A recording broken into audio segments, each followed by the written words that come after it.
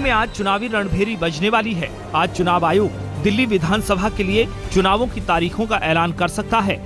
माना जा रहा है कि चुनाव एक ही चरण में कराया जाएगा और चुनाव की तारीख 9, 11 या 13 फरवरी हो सकती है। चुनाव आयोग की बैठक सुबह 11 बजे शुरू होगी। दिल्ली में 15 महीने पहले चुनाव हुए थे और 8 दिसंबर 2013 को विधानसभा चुनाव के नतीजे आए थे।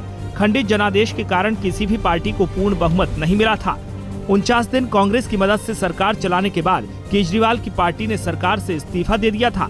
तभी से दिल्ली में राष्ट्रपति शासन लागू है। साल 2013 के अंत में दिल्ली में हुए विधानसभा चुनाव में सबसे बड़ी पार्टी बीजेपी थी।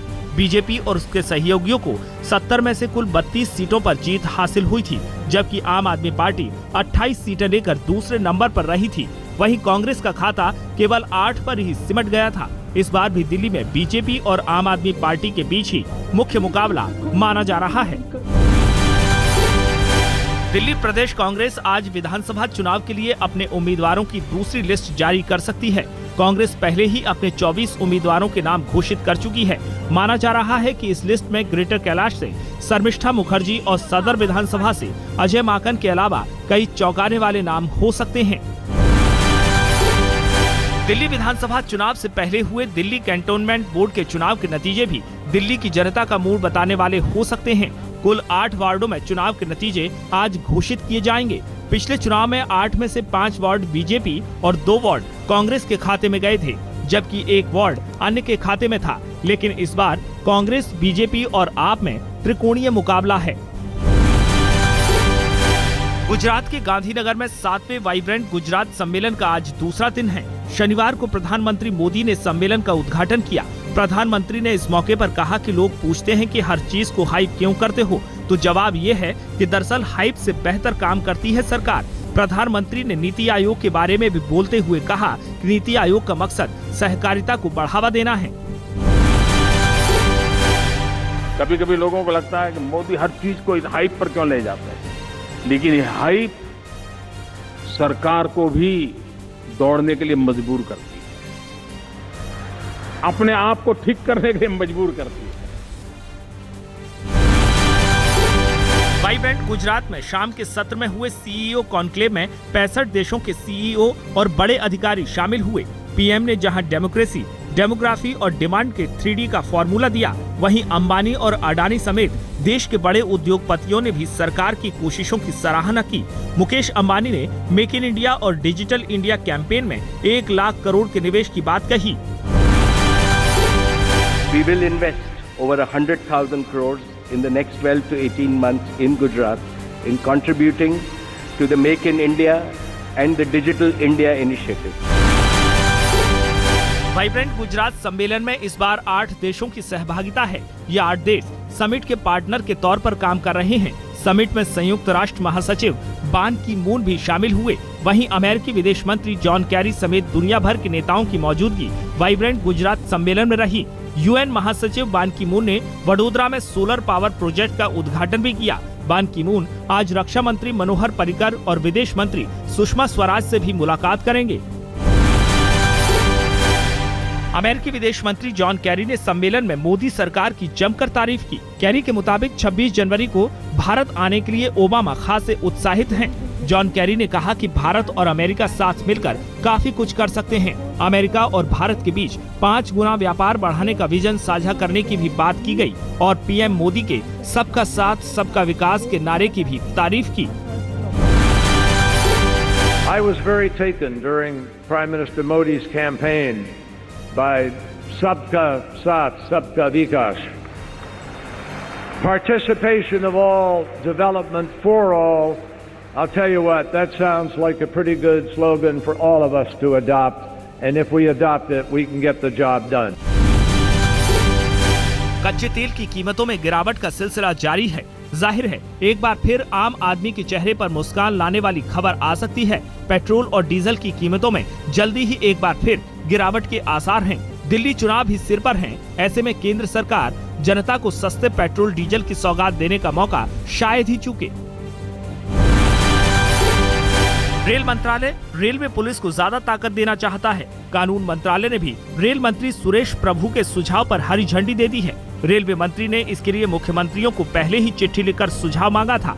कई राज्यों के सीएम रेलवे के इस सुझाव के खिलाफ हैं। राज्यों का कहना है कि लॉ एंड ऑर्डर राज्य का विषय है और आरपीएफ को जांच का अधिकार देना राज्य के अधिकारों में दखल होगा। 15 जनवरी को इस मामले में गृह मंत्री, कानून मंत्री, रेल मंत्री और तमाम वरिष्ठ पुलिस अधिकारियों की बैठक बुलाई गई है। काशी को देश की सांस्कृतिक राजधानी बनाने की कवायद शुरू हो गई है। काशी का विकास जापान के शहर क्योटो की तर्ज पर किया जाएगा। 13 जनवरी को मोदी सरकार के 3 मंत्री वेंकैया नायडू, उमा भारती और महेश शर्मा काशी पहुंचकर काशी को क्योटो बनाने का खाका तैयार करने वाली बैठक में हिस्सा लेंगे। बैठक जापानी प्रतिनिधिमंडल के साथ होगी, जो काशी के विकास का खाका तैयार करने में सहयोग करेगा। केंद्रीय वित्त मंत्री और राज्यसभा सांसद अरुण जेटली ने वडोदरा के करनाड़ी गांव को सांसद आदर्श ग्राम योजना के तहत गोद दिया है। रविवार को करनाड़ी गांव में वित्त मंत्री ने 20 करोड़ के विकास कार्यों की आधारशिला रखी। वहीं स्वच्छ भारत अभियान का हिस्सा बनते हुए वित्त मंत्री ने झाड़ू भी लगाई। बीजेपी का अगला मिशन बिहार है। बिहार विधानसभा चुनावों के लिए पार्टी ने अभी से कमर कसनी शुरू कर दी है। दिल्ली में पार्टी अध्यक्ष अमित शाह ने बिहार बीजेपी कोर ग्रुप के नेताओं के साथ बैठक की और विधानसभा चुनाव में पार्टी के लिए टारगेट 185 सेट कर दिया। बिहार में 75 लाख लोगों को पार्टी के सदस्यता अभियान से जोड़ने का भी लक्ष्य रखा गया है। वहीं खुद अमित शाह 23 जनवरी को कर्पूरी ठाकुर के जन्मदिन के मौके पर बिहार जाएंगे और 14 अप्रैल को एक रैली भी करेंगे।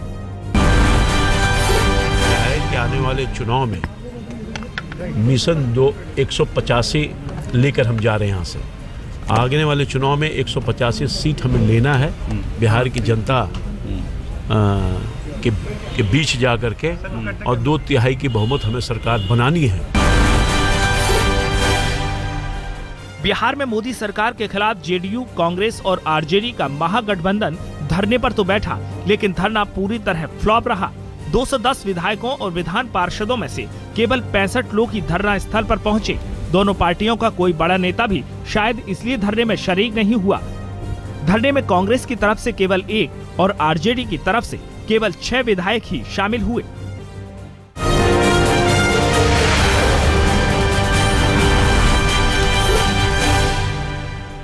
दिल्ली पुलिस आज शशि थरूर से सुनंदा पुष्कर मर्डर केस में पूछताछ कर सकती है। शशि थरूर रविवार को दिल्ली लौट आए थे। हालांकि इससे पहले शशि थरूर ने दिल्ली पुलिस की जांच पर सवाल उठाए थे। थरूर ने कहा है कि दिल्ली पुलिस पक्षपातपूर्ण कार्रवाई कर रही है। सुनंदा मर्डर केस में दिल्ली पुलिस की जांच दोबारा शुरू होने के बाद पुलिस सुनंदा और थरूर के करीबियों और गवाहों से पूछताछ कर चुकी है। इनमें नारायण, सुनील, नलिन समेत कुछ और नाम शामिल हैं। मेडिकल रिपोर्ट में हुए खुलासे के बाद ये पता लगाने की कोशिश की जा रही है कि मौत से पहले सुनंदा की हाथापाई किसके साथ हुई थी। मौसम विभाग ने कपकपी बढ़ाने वाली चेतावनी एक बार फिर दी है। जम्मू और कश्मीर में आज रात से मौसम की करवट लेने का अनुमान है। वेस्टर्न डिस्टर्बेंस के चलते एक बार घाटी में भारी बर्फबारी हो सकती है, जो 15 तारीख तक जारी रहेगी। वहीं दूसरी तरफ उत्तराखंड और हिमाचल के भी पहाड़ी हिस्सों में हल्की से मध्यम बर्फबारी की उम्मीद है। आने वाले 3 दिनों में दिल्ली और एनसीआर के अलावा हरियाणा, पंजाब और उत्तर प्रदेश के अलावा उत्तरी राजस्थान के हिस्सों में हल्की से मध्यम दर्जे की बारिश होने की संभावना है। इस दौरान मैदानी इलाकों में पारा गिरने से भी ठंड बढ़ेगी, लेकिन इस मौसम में सर्दी जहां लोगों को परेशान कर सकती है, वहीं बरसात किसानों के चेहरों पर मुस्कान लाने वाली होगी। अगले आने वाले सप्ताह में मौसम में बदलाव देखने को मिलेगा। उसकी वजह यह है कि एक पश्चिमी विक्षोभ अभी अफगानिस्तान के ऊपर है लगभग, और वो कल रात से जो पहाड़ी हमारे राज्य हैं, खासकर जम्मू कश्मीर, वहाँ से उसका इफेक्ट होना शुरू हो जाएगा और 13 तारीख से मैदानों में भी उसका असर देखने को मिलेगा। इस पश्चिमी विक्षोभ की वजह से एक तो होगा ये कि बादल आ जाएंगे पूरे उत्तर पश्चिम भारत में, मैदानों में बादल आ जाएंगे, पंजाब, हरियाणा, एनसीआर, दिल्ली में बादल आ जाएंगे, जम्मू कश्मीर, हिमाचल, उत्तराखंड, और जब बादल आ जाएंगे तो रात के तापमान और बढ़ जाएंगे। मध्य प्रदेश के तमाम स्कूलों में आज लाखों छात्र सूर्य नमस्कार करेंगे। विवेकानंद जयंती के मौके पर राज्य के सभी स्कूलों में सूर्य नमस्कार का आयोजन किया गया है। हालांकि कई अल्पसंख्यक संगठन बच्चों को सूर्य नमस्कार कराए जाने का विरोध कर रहे हैं। मोदी से मुखालफत करने वाले संघ के मुखर प्रचारक और थिंक टैंक पर शुमार संजय जोशी एक बार फिर नरेंद्र मोदी के साथ हैं। कम से कम लखनऊ में लगे ये पोस्टर तो यही बता रहे हैं। 14 जनवरी को लखनऊ में मकर संक्रांति के मौके पर स्वच्छ भारत अभियान की अगुवाई संजय जोशी ही करेंगे। प्रधानमंत्री नरेंद्र मोदी का अति महत्वाकांक्षी नीति आयोग आज से काम करना शुरू कर देगा। नीति आयोग के नए उपाध्यक्ष अरविंद पनगड़िया आज से अपना कामकाज संभालने वाले हैं। योजना आयोग को खत्म कर केंद्र की मोदी सरकार ने नीति आयोग की स्थापना की है। अरविंद पनगड़िया नीति आयोग के पहले उपाध्यक्ष हैं। यूपी के हापुड़ में एक बार फिर खाकी वर्दी की शर्मसार करने वाली तस्वीर कैमरे में कैद हो गई। शराब के नशे में धुत पुलिस के इस सिपाही ने सरेआम जमकर हंगामा किया। ना तो ये ठीक से बैठ पा रहा था, ना खड़ा ही हो पा रहा था। चलने की कोशिश भी करता तो लड़खड़ा कर गिर जाता। इसकी इसी बेसुधी के बीच कोई इसका बैग लेकर रफू चक्कर हो गया। बाद में जीआरपी का सिपाही नशे में धुत इस सिपाही को अपने साथ लेकर गया। दिल्ली में चुनाव का ऐलान होने से ठीक पहले निर्दलीय विधायक रामवीर शौकीन ने कांग्रेस पार्टी का दामन थाम लिया। रामवीर शौकीन के साथ उनकी पार्षद पत्नी रीटा ने भी कांग्रेस ज्वाइन कर ली है। पिछले चुनाव में निर्दलीय चुनाव लड़कर जीतने वाले रामवीर शौकीन अक्सर विवादों में रहे हैं और हाल ही में कई बार बीजेपी की तारीफ करते हुए सुनाई दिए हैं। गुजरात के सूरत में खासतौर पर विकलांग लोगों के लिए ही पतंग उत्सव का आयोजन किया गया है। पतंग के शौकीनों के बीच इस उत्सव में खासा उत्साह देखने को मिला। रंग बिरंगी पतंगों से पटे आसमान को देखकर ये अंदाजा लगाना भी मुश्किल था कि आसमान में ये रंग भरने वाले वो लोग हैं जिनकी अपनी जिंदगी के रंग कुदरत ने छीन लिए हैं। दक्षिण कोरिया से आए 500 श्रद्धालुओं ने बोध गया के महाबोधि मंदिर में बौद्ध वृक्ष के नीचे प्रार्थना की। इन श्रद्धालुओं के मुताबिक इन्होंने विश्व शांति की कामना के लिए यहाँ प्रार्थना की है। हजारों साल पहले इसी वृक्ष के नीचे भगवान बुद्ध को ज्ञान प्राप्त हुआ था। सभी 500 श्रद्धालु जॉइन टुगेदर नाम की संस्था से हैं, जो अगले 15 दिनों तक भारत में ही रहेंगे। शिवसेना अध्यक्ष उद्धव ठाकरे की फोटो प्रदर्शनी में सचिन तेंदुलकर भी पहुंचे। राज्यसभा सांसद और पूर्व क्रिकेटर सचिन तेंदुलकर ने उद्धव ठाकरे की फोटोज की जमकर तारीफ की। मुंबई की जहांगीर आर्ट गैलरी में उद्धव ठाकरे के फोटोज की प्रदर्शनी लगाई गई है, जिन्हें देखने के लिए फोटोग्राफी के कद्रदानों की जमकर भीड़ उमड़ रही है। आसाराम और नारायण साई के पूर्व सेवादार अखिल की यूपी के मुजफ्फरनगर में गोली मारकर हत्या कर दी गई। अखिल आसाराम के खिलाफ केस में पुलिस का गवाह था। अखिल काफी समय से मुजफ्फरनगर में ही रह रहा था। देर रात अज्ञात बाइक सवार बदमाशों ने अखिल की गोली मारकर हत्या कर दी। पुलिस पूरे मामले की जांच कर रही है। फरीदाबाद के इस्माइलपुर से लापता 8 साल की बच्ची की लाश दिल्ली के जैतपुर से मिली है। लाश एक बैग में बंद थी। लाश मिलने के बाद से ही पूरे परिवार में मातम पसरा है। 8 जनवरी को बच्ची अचानक घर से खेलते हुए गायब हो गई थी। पुलिस अब पूरे मामले की जांच कर रही है। पुलिस का दावा है कि बहुत जल्द आरोपी को गिरफ्तार कर लिया जाएगा।